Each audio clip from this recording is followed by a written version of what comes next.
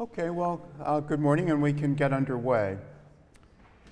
So far, as you know, we've dealt with two major epidemic diseases, plague and smallpox, and we'll be examining quite a number more, beginning next time with Asiatic cholera. But our course, as you remember I explained in the beginning, isn't simply one epidemic disease after another. There are also other themes that are very important to us. One of those is already taking shape, I hope, in your minds and in your section discussions, and that is the history of public health strategies. That is, ways in which societies organized to defend themselves against the incursions that we're discussing.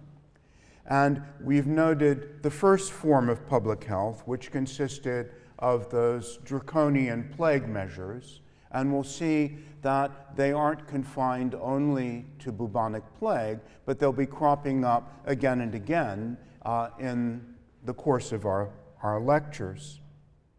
And you've also seen that smallpox brought about a second major style of public health, and that is vaccination. And clearly we'll be returning to that as well. So public health is a major theme of our class. And a third major theme is also crucial, and that's the history of ideas, and especially medical ideas.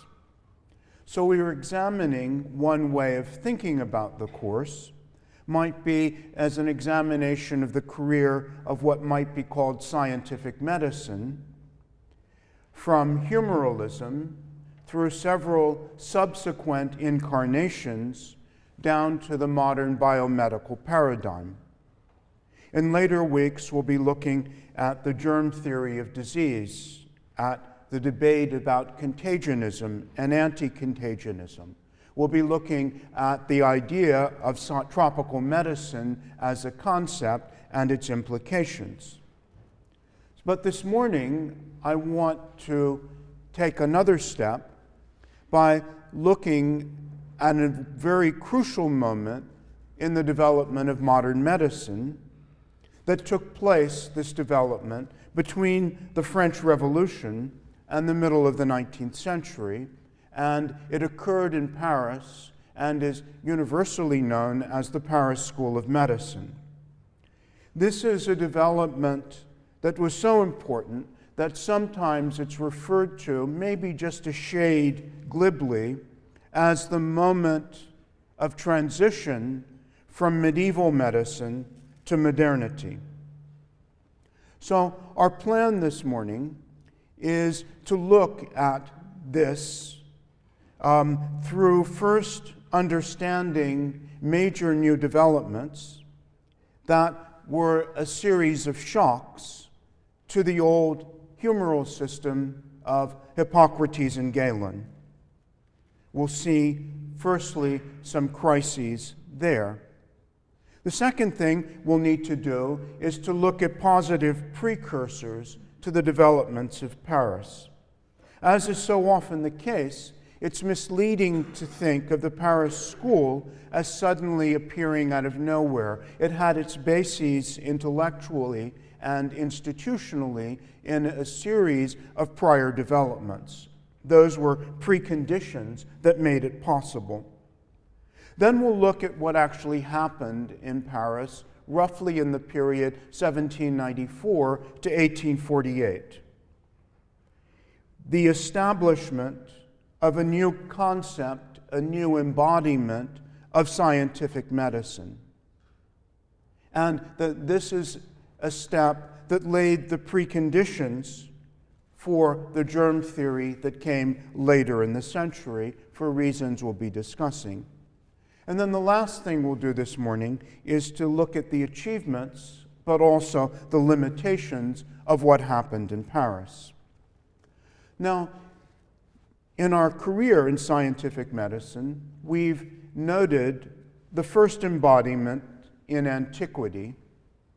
We've talked a bit about Hippocrates and his establishment of the importance of naturalistic causes of disease instead of magic explanations, the rejection, if you like, of religious or demonic interpretations of disease. In Hippocrates' hands, disease was clearly a natural phenomenon with naturalistic causes. We should remember that this had an importance for medical epistemology. By epistemology, I mean what do we know and how can we know it? What's the basis of knowledge? What are its sources? And we know that Hippocrates and his corpus of writings established or embodied a medical epistemology that held that knowledge in matters of healing is derived from direct observation at the individual patient's bedside. It's therefore often referred to as this first incarnation of a scientific medicine as bedside medicine. The locus, the source of knowledge is at the bedside through empirical observation. We know, too, that this had as a corollary an educational program, that how do you learn medicine? You do so by apprenticeship to doctors on their rounds to the domestic bedside, where the essential task was to observe. Then we saw another development in scientific medicine, and this was in the form of Galenism. This is to say that humoralism in Galen's writings was primarily concerned with the ancient texts that Galen considered essentially infallible. They were to be enhanced, and he thought that he was the person ideally suited to do that work, but they could never be overthrown. There was no possibility of a conceptual paradigm shift or conceptual revolution. This was what was called library medicine. In other words, for Galen, there was a new understanding of medical epistemology. Knowledge was derived from considering the ancients, from a careful study of their texts. So it's textually based medicine, and it had, of course, an educational corollary. And indeed, until 1794 in France, for example, medical education consisted primarily of lectures on the classics, delivered in Latin, and of a program of reading the ancients in the original languages. This then was library medicine. Now, the whole humoral system, as we've been looking at it, underwent a series of shocks and intellectual criticisms. It didn't seem to fit all of the evidence that emerged. Let's look at a couple of these shocks to the humoral system. One we've already mentioned, and that was the great work of William Harvey and the circulation of the blood. Now, this meant Harvey's work, although he didn't take the step of rejecting Galenism, nonetheless it's true that his work undermined Galen's anatomy, and it undermined humoral physiology. So this was ultimately then Harvey's discoveries were incompatible with the medical thinking of his time.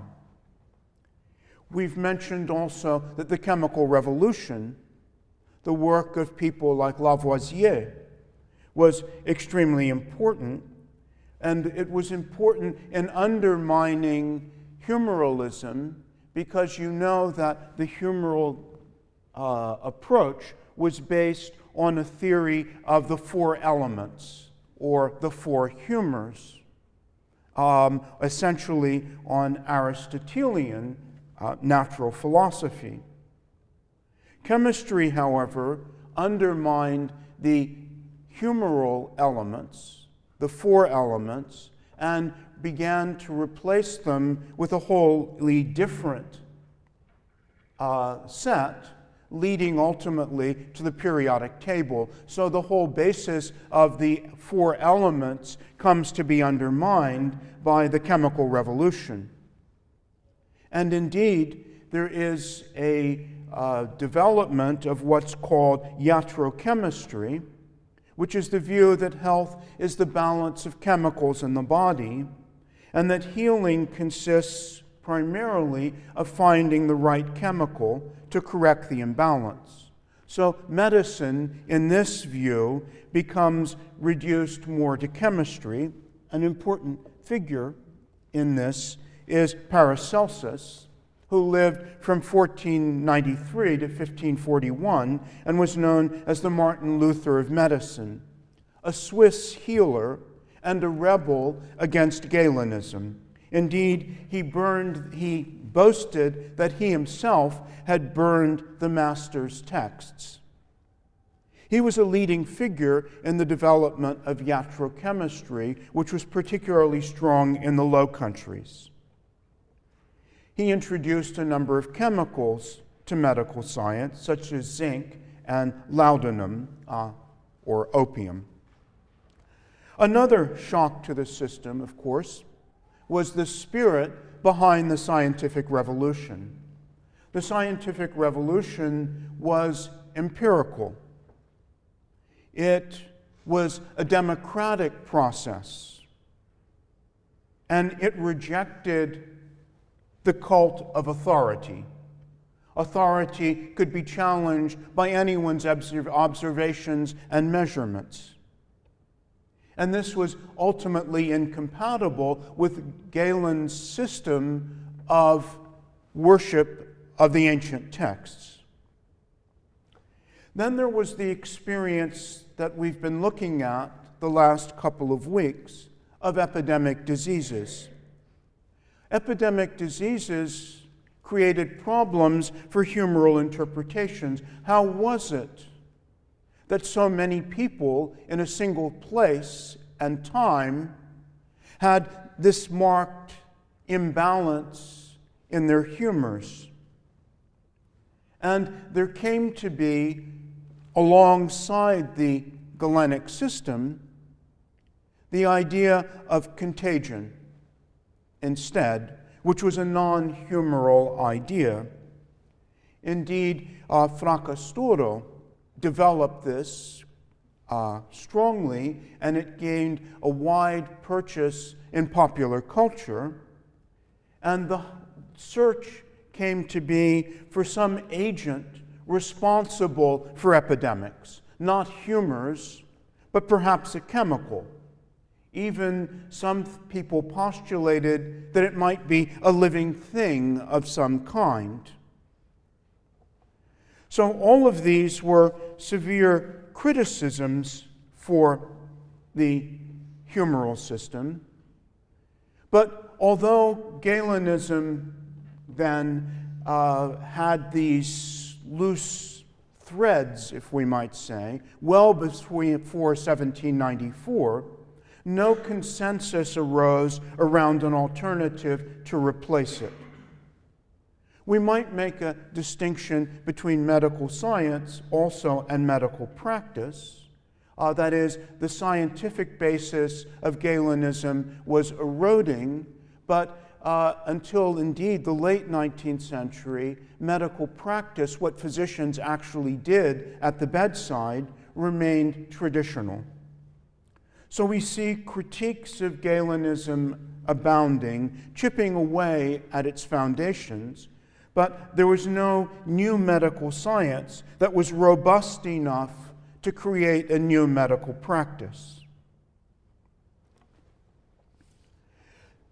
Note also that when we talk about the coming of the Paris School, a couple of things that we won't be pointing to. This new revolution in medicine that occurred in Paris was not based on some new development in the natural sciences. It wasn't based on a technological breakthrough. It wasn't based on some path-breaking medical or scientific discovery. So let's look now, with that as the background, at this new incarnation of medical science, the Paris School of Medicine, which was a conceptual revolution in the understanding of disease. It marked a transformation in medical epistemology, where is the source of medical knowledge, and also in medical education. And it led to a new position for the regular physician in society, with new claims to authority in competition with various competitors, like homeopaths or members of various medical sects. This new medicine comes to be called hospital medicine. And there are a number of classic studies, if you want to read further about it, that you'll be glad to know aren't on the reading list, which I'm not extending. But there are places that, on a purely voluntary basis, I hope that you'll be going to read more about it. One is the work of Erwin Akerknecht, who's one of the founders of the modern discipline of the history of medicine, and he wrote a work, Medicine and the Paris Hospital. Or there's my colleague here at Yale, John Harley Warner, who's written Against the Spirit of System, which is a study in particular of American physicians and students and their experiences as they made a medical and intellectual pilgrimage to Paris. Or there's a famous book by Michel Foucault called The Birth of the Clinic, and I will wish you luck with that particular work. It's one of the classic studies that everyone refers to with regard to the Paris School and its importance. But let me just tell you anecdotally that I've read it, well, I think 4 times. The first time I read it in French and thought there was something wrong with my French. So I read it in English and decided there was something also wrong with my English. And then by 3rd and 4th times, I think I decided maybe there was something wrong with Foucault. But I'll leave that for you to judge and make your own decisions. In any case, it's one of the classics in the literature, and it covers the ground we're dealing with this morning. Well, what were the sources of this new medicine? First, I would say there's an institutional basis that made it possible, and that is the hospital. Hospitals already existed, but not as places of treatment so much as safety nets or dumping grounds for the aged, the incurable, the orphaned. The Industrial Revolution and urbanization, however, radically increased the numbers of patients. And the hospitals were often associated with philanthropy and the church. And Paris, the great center of Western Europe, urban center of culture, and also became the locus for some of the most famous hospitals in Europe, the Hotel-Dieu, the Charité, and the Pitié, that we'll be seeing in a moment.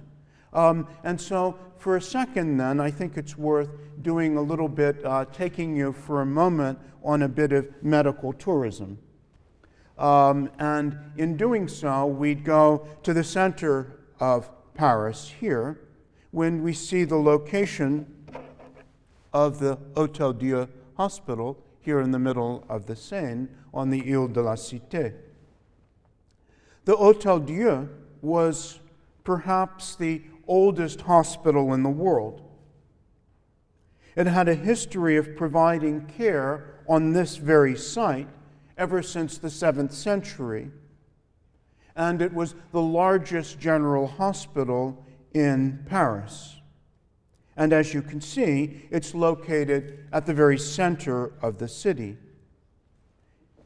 This is its architectural plan. It was a very large structure. By the end of the old regime in France, it had 4 great wards that could accommodate 4,000 patients, often sleeping several to a single bed. We can see another picture of it. This is a picture of the entrance to the church and the hospital taken in 1871 at the time of the Paris Commune. And we can see its present-day structure. This is the great courtyard of the Hotel-Dieu, and I'm pointing it out to us because it's impossible to understand the Paris School of Medicine and the new understanding of medical science without taking into account the great hospitals of Paris that were its site and were crucial in the development of its ideas. This is the Hôtel de la Charité, another one of the great hospitals, and this is the hospital of the Pitié, de la Pitié. So the new hospitals become places of instruction under the control or auspices of a centralized state. They're large and have an enormous array of patients, and they are dedicated, and this was crucial, to furthering scientific knowledge. Indeed, they're more dedicated at this stage to furthering knowledge than to treating people. Then if that's an institutional basis, then, the great hospitals, there are also philosophical origins for the Paris School. First is the Enlightenment, with its questioning of authority, its skepticism, its empiricism. And then I'd like to turn to John Locke in particular, the great figure from 1632 to 1704, and his crucial work, the Essay Concerning Human Understanding of 1690, which some people regard as so important that they place it at the very beginning of the whole movement of the Enlightenment. Well, Locke postulated, as you already know, that the mind at birth was a blank slate, or tabula rasa. And his idea was what's called philosophic sensualism. That is, that ideas and knowledge gained by the mind are not innate, but are derived entirely from sense impressions and reflections on those impressions. This is the cover of the Essay Concerning Human Understanding. So we have in Locke, then, a radical idea of epistemology. The source of knowledge, hence the word sensualism, is the 5 senses, used to conduct a rigorous examination of nature.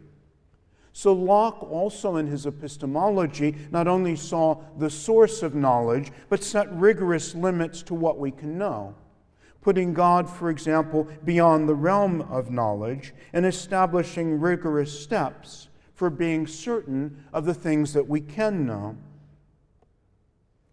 Then there's another very important figure, and this is someone we've also mentioned before, who's becoming an old friend to us. This is Thomas Sydenham of the 17th century, who was in fact a close friend of John Locke, and is called variously the English Hippocrates, the father of English medicine. Well, Sydenham was politically a radical. He was a Puritan, a left-wing Protestant who rebelled against the crown in the Civil War in England and served, in fact, as an officer in Cromwell's army. He was also radical in his medical ideas. His prescription for medical practice was rooted in the idea of sensualism. He called for a rigorous return to observation of the patient, and he himself called for the idea of abandoning theory and all pre-established medical systems. The advance of medical knowledge would proceed by a systematic comparison of case by case, setting aside the classics and setting aside general system and general theory.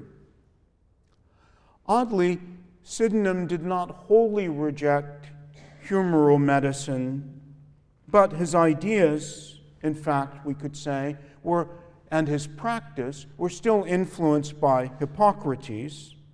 But what he did was to suspend ideas of general theory and return from the text to direct observation of the patient at the bedside. In some sense, he was skipping over Galen and returning to Hippocrates. He believed that the physician should trust his own independent reasoning based on experience. He distrusted bookish learning and university education, although he himself had attended Oxford. And in return, he was scorned by the medical and academic elite of his day.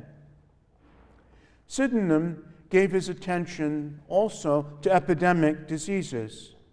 He studied smallpox, malaria, tuberculosis, and syphilis. Indeed, he would be a good figure for talking about the impact that epidemic disease had on the undermining of humoralism and the rise of a new scientific paradigm. He's known also for his work on hysteria and on gout, from which he himself was a great sufferer. In his work on malaria, he also did something radically new of reaching the conclusion that he was dealing not with a humoral imbalance in general, but rather with a specific disease entity. Indeed, he thought he was one of the harbingers of the idea that diseases are all specific entities rather than a single dyscrasia. And he suggested that the time might come when they would be classified in the manner of Linnaeus. He even wrote, all diseases ought to be reduced to certain determinate kinds, with the same exactness as we see it done by botanic writers in their treatises on plants. Sydenham also was new and radical in sometimes embracing the idea of contagion in his dealing with epidemic disease. He wrote, for example, of the plague, "Besides the constitution of the air, there must be another previous circumstance to produce the plague, namely the effluvia, or seminum from an infected person, either immediately by contact or immediately by some pestilential matter conveyed from some other place." So we see here a radically different idea. And he wrote a famous work of 1676 called the Observationes Medicae, a revealing title stressing medical observation. So Sydenham is famous for introducing a number of practices into medicine as well. He popularized the use of quinine for malaria. He introduced opium into his practice. He used cooling drinks and fresh air to treat fevers rather than bloodletting. And he introduced the cool regimen that we talked about for smallpox. Often, he wrote, the best advice he could give a physician was to do nothing at all. There was another important philosophical influence, and that's this man, Pierre Cabanis, a French philosophe who lived from 1757 to 1805. He was a physician, a physiologist, and medical philosopher. He was also an administrator of the hospitals in Paris and an early supporter of the French Revolution. But the point I want to stress today was that in terms of medical philosophy, he was a sensualist. He believed that all mental processes are derived from the five senses, and therefore in medicine, the source of knowledge should not be ancient texts, but direct observation of patients. So that was these series then. We've seen institutional foundations and philosophical ones. I now want to look at a third major foundation for the coming of the Paris School, and this is the French Revolution itself. This is a famous painting of Eugène Delacroix of liberty leading the people. You get the idea. What I want to stress is a general feature of the French Revolution, that it was an opportunity to wipe the slate clean, that it marked a radical new departure that facilitated opposition to older authorities and in specific nature to medical corporations.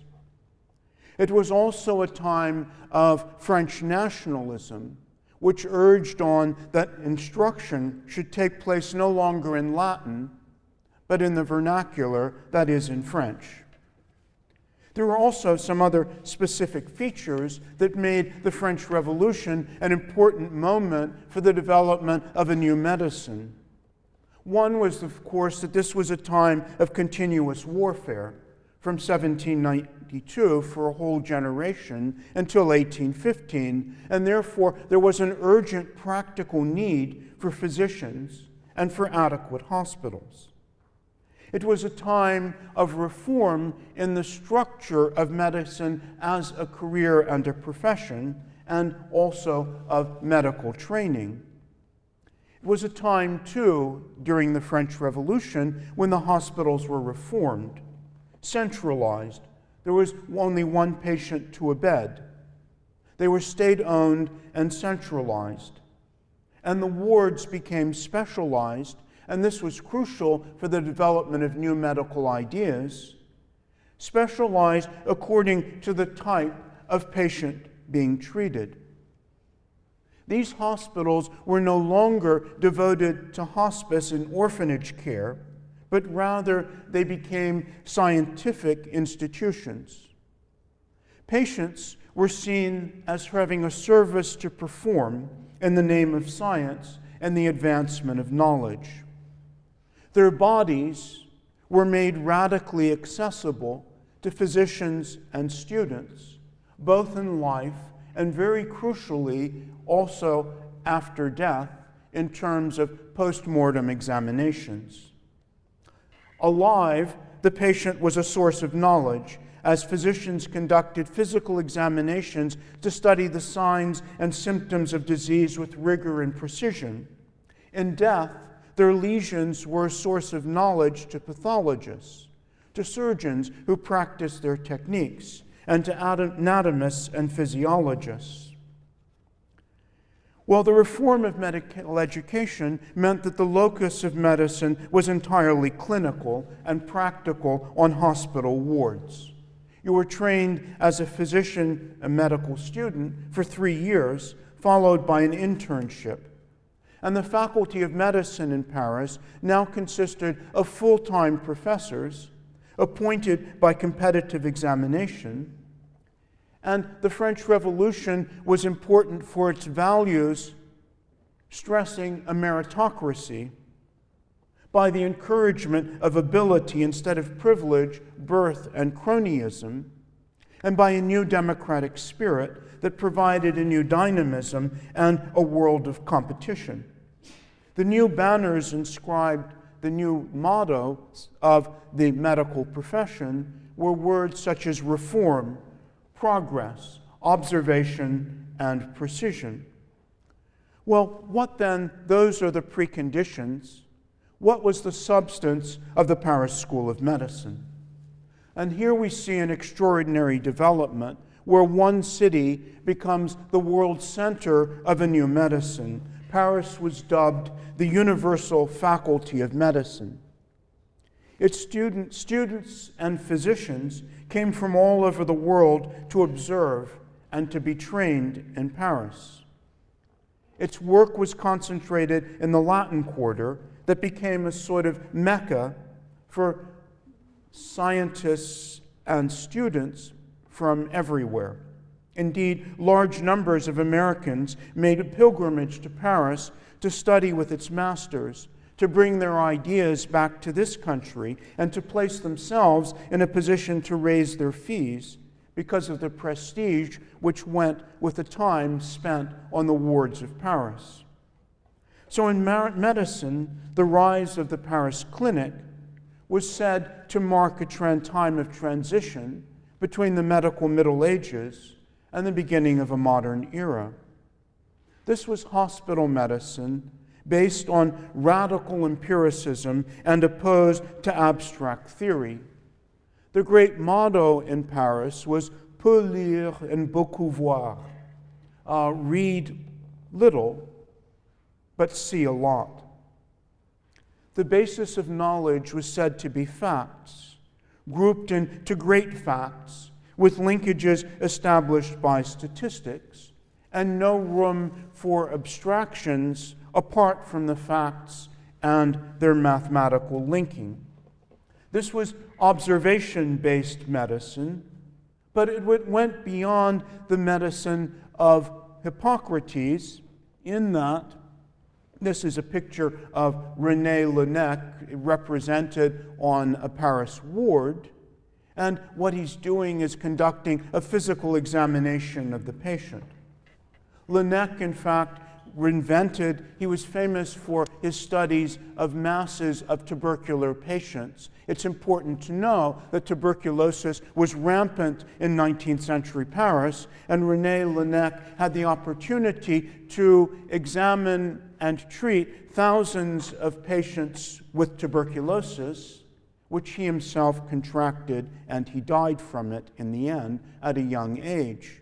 Well, he invented, and this was the point I wanted to stress at the moment, the stethoscope in 1816, so that the modern physical examination became more one not just observing the patient, but examining him or her. And the stethoscope became a hallmark and symbol of the Paris school. Indeed, it became a symbol in 19th-century medicine. Here we see this was the monaural stethoscope of the type used by Laennec. It may have been important also that he was a musician and specifically a flautist, and that may have influenced his method of proceeding. This is the precursor of what is more familiar to us. He introduced the procedures of auscultation and percussion. He tapped and listened to the internal sounds of the body, and he described them, what he heard in the lungs of his tuberculosis patients as rales, rhonchi, and all the other modern terms used to describe the sounds that he heard. Now, this vast number of patients on the wards was crucial. A professor of medicine in Paris might examine some 5,000 patients a year. And crucially, they produced a new concept of disease, that is, disease specificity. Diseases were thought to be discrete entities that could be classified. This is the beginning, really, of nosology, which is the classification of disease entities labeled variously, tuberculosis, smallpox, etc., rather than the humoral idea that there's just one disease, the humoral imbalance or dyscrasia. Now we have a Linnaean type nosology or classification. On wards, and this was very important, another innovation of the Paris school was that the symptoms observed on the ward after the patient died, if the patient died, and very many did, were correlated with the lesions in organs and tissues seen in post-mortem examination. So an important part of Paris then was the linking of medicine with pathology, of physical examination with post-mortem autopsies.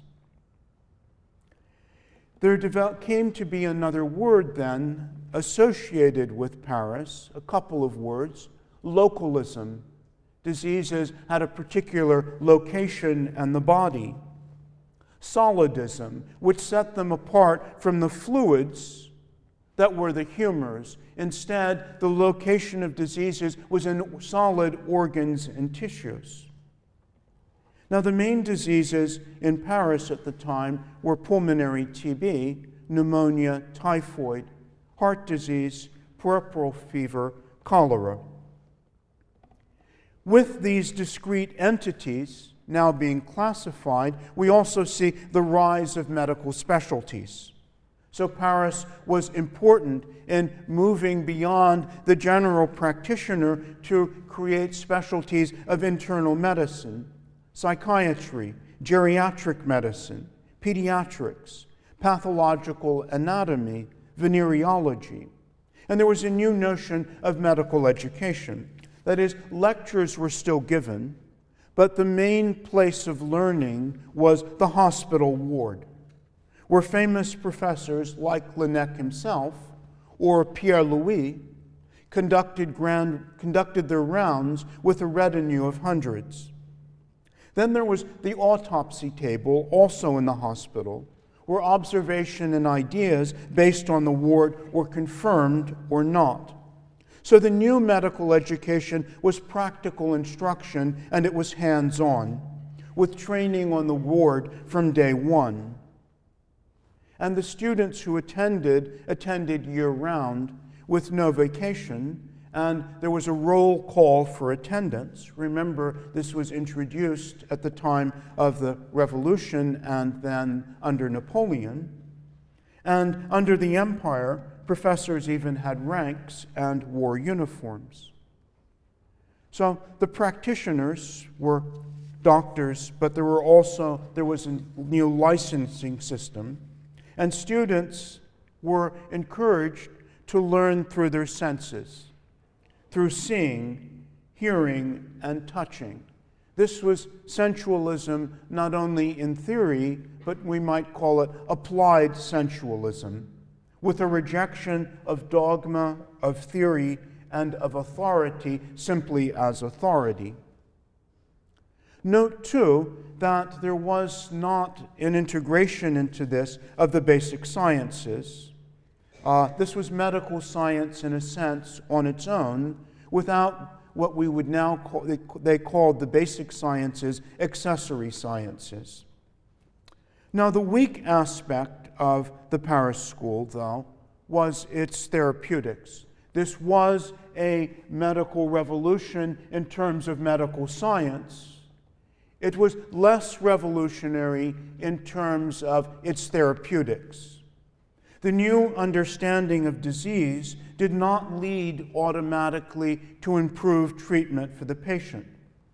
Indeed, visitors from Britain and the United States often expressed severe moral reservations about what they observed going on in the Paris clinics.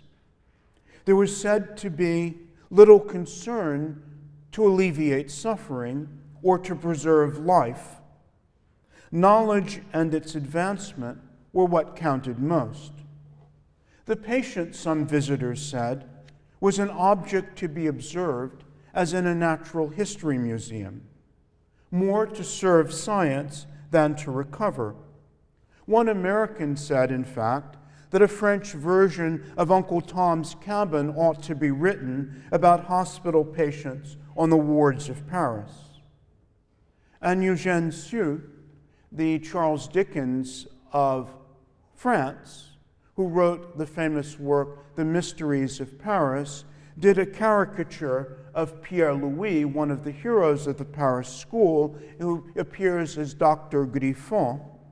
And in Dr. Griffon, in the story, tells his students on the rounds and the ward of the hospital, that the lesions that they're observing, that is, the symptoms, they can soon look forward to seeing when the patient dies. So Griffon declares that a patient is a human sacrifice on the altar of science.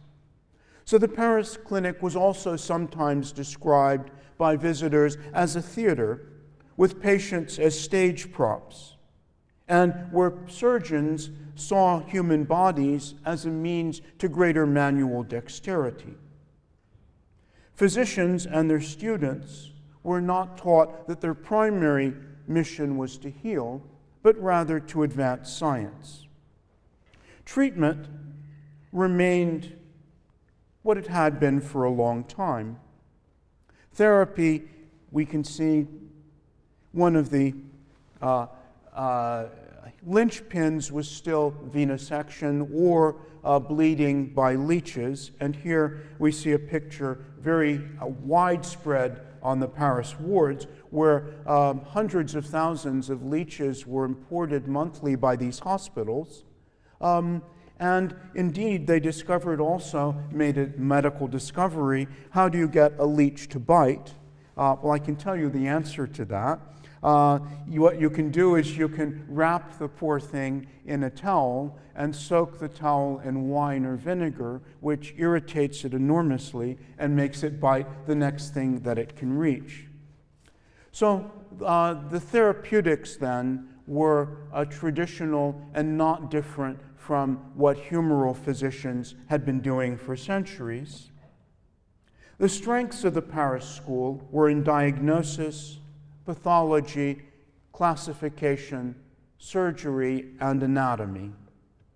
Leading figures, Laennec, Pierre-Louis, Pierre Cabanis, Claude Bernard.